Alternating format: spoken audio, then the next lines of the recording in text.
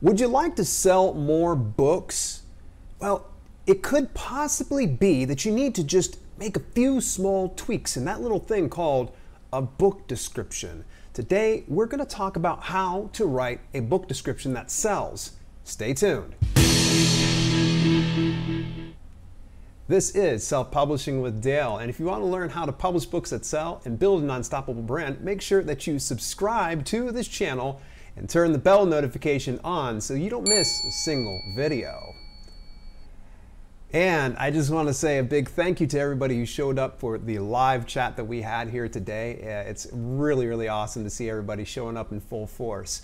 But we're going to get right into the meat of things. I want to make sure that you stick around to the end because we're going to be having an official premiere of a video about marketing a self-published book, The Unfair Advantage. This one's going to be interesting. You're going to like this. This is going to change the game for you. So let's talk about selling more books and about that book description. Common issue for lack of sales, we can all agree.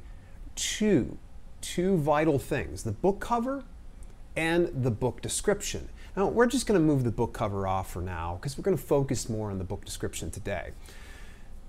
Here's what I try to tell people. And when it comes to your book description, it's tough. You feel like you have it all dialed in. You put all this hard work into writing this epic novel or this short story of some sort, but yet you're not seeing any kind of turn. You're not seeing any kind of profits. It's not converting. Here's one of the simplest ways to do things. Now, this is kind of a broad stroke on things. Diagnosing your issues with your ad copy can come down to the diagnosing with Amazon ads. So if you use Amazon advertising, you can pay attention to the impressions, the clicks, and buys. Now, I've often said this, if you're not having any impressions, then chances are likely your CPC is low. Now, I don't ever worry about that too much. But if you find you're getting a ton of impressions and clicks but no buys, the problem can come down to what your book description is giving to people, providing to people. They're not shedding enough light on the situation. And I kind of got to backtrack just a little bit. If you were to do impressions but no clicks, then you got the book cover. But again, we're putting that one off to the side. So the question is, you got to put yourself in the buyer's mind. And all of you buy products over on Amazon or other marketplaces. Why would you not buy? What's going to be the thing that's holding you back? Essentially, it wasn't what they were looking for. Pretty simple, right? Or the price point didn't align with the ad copy. Now, for brevity's sake, instead of saying book description 50 times, I'm just going to say ad copy, and that's going to refer to the actual book description because bottom line is, it's ad copy. You are trying to sell your product to a potential reader. So if you're giving this price point, it doesn't matter where it's $2.99 or it's $9.99. At the end of the day, you need to have a compelling reason for people to part ways with their hard-earned money. So the very first thing is, we have to first of all say, how do you write a book description that sells? And I say this right out the gate. I tell this to people all the time, and they're not hearing me on this one. You got to identify your audience. Who is going to read this book? And it can't be everyone. You're going to have to isolate and actually get it to where you have a customer avatar who you would specifically be gearing this towards, because the more you can dial in exactly who it is your book is for, the more it opens up more opportunities for people to purchase this. The next thing is, folks, bite-sized bits. Now, as I point one finger forward, I got three pointed back at me. I'm just as guilty.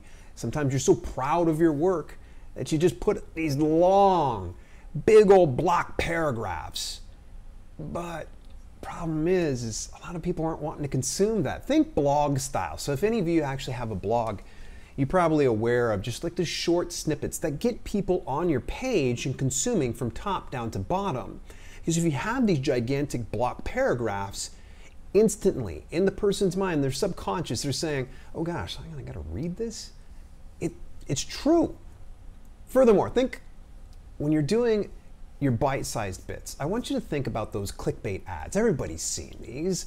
about the former child stars or those gossip articles. So, see how this former child star looks today. And you're like, oh, I gotta see this. And you go and click on it and it takes you on over there.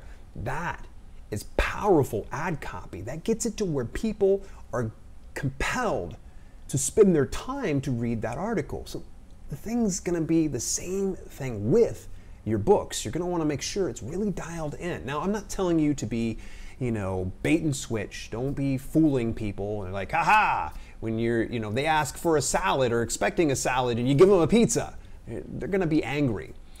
For nonfiction, I want you folks to think about late night infomercials. You ever seen those Ginsu knives? It's like, I can cut everything, including pennies. And it goes on and on about how, awesome it is. I want you to kind of put yourself in that mindset and study those late night infomercials. There's a good reason why they make millions of dollars on those things, because it's how they're doing their ad copy. So you want to get it towards short blips, little bite-sized pieces. Now, for you fiction writers out there, think movie trailers. Think about movie trailers. When you go and watch those trailers before the movies, I know typically we're stuffing our faces with popcorn or any kind of candy, but for the most part, it's bite-sized bits. So think about it in a written form for each one of these. You must have a hook. Absolutely. I see so many people without a hook. A compelling reason for a person to stop scrolling, to stop browsing the Amazon marketplace and look at what your product is. How long does the hook have to be?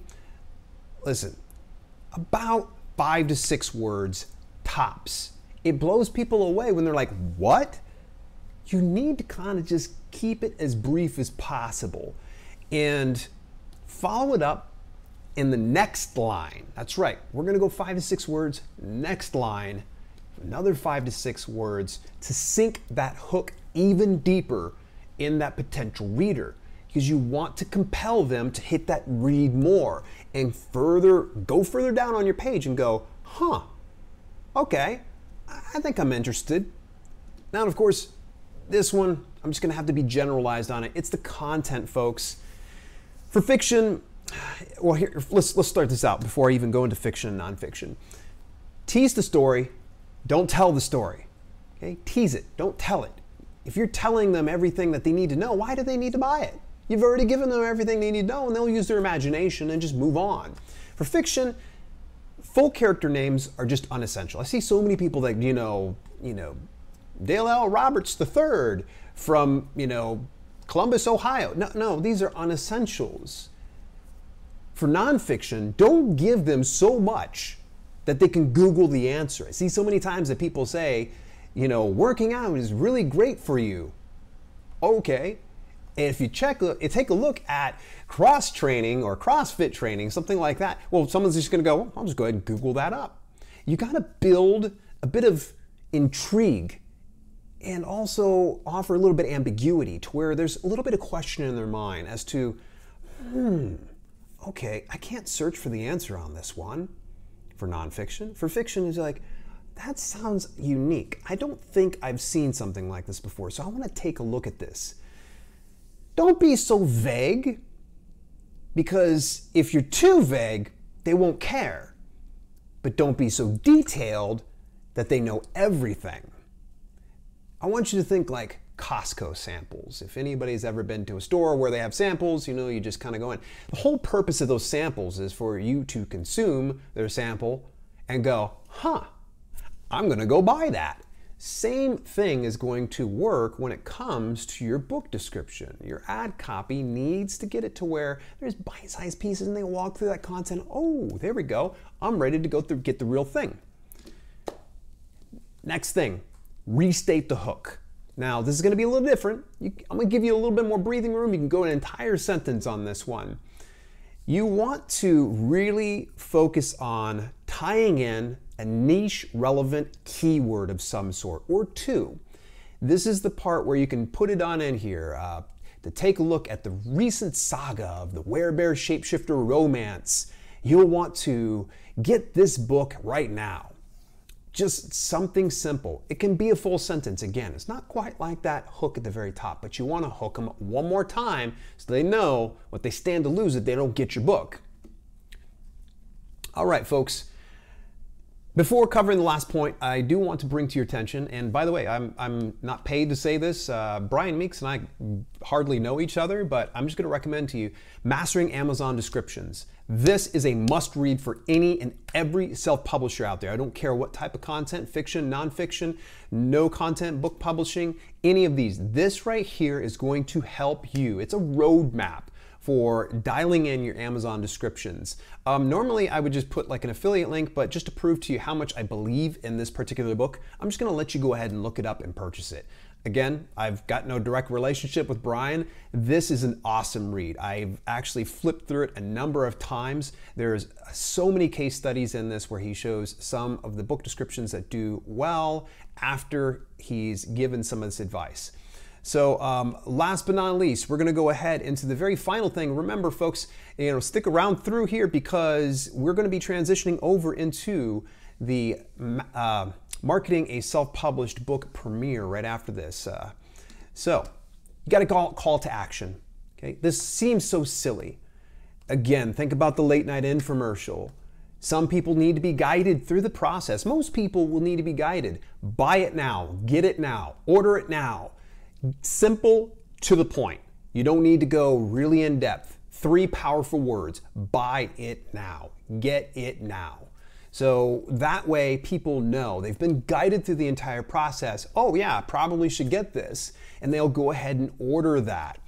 So in any event, that is pretty much what you're going to be focused on. Again, target your audience. Really find out who it is you're talking to. Bite-sized bits. Get the hook. Deliver the content, be ambiguous, but create intrigue.